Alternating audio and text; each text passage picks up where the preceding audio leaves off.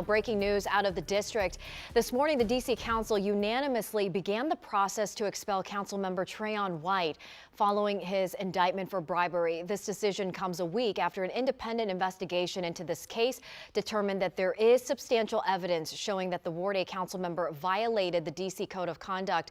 Rafael Sanchez Cruz is live at the Wilson Building with more. Rafael, on what this means. Good morning.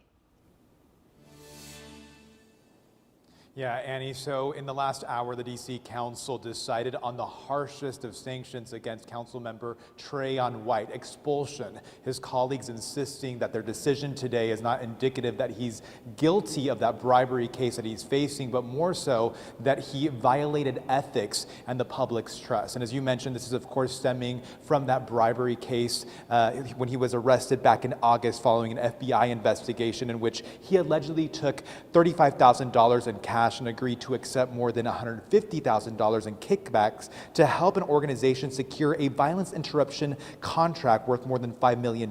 Now, White has pleaded not guilty to this single count.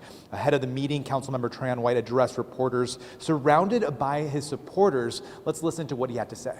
I know the council has to make a decision, but I do also want to say that just last month, over 20,000 people in Ward 8 decided that they wanted me to be their council member. So we're sticking to that.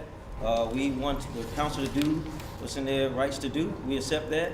We want to continue to stay unified as a community, as a city. But I know the council has a job to do.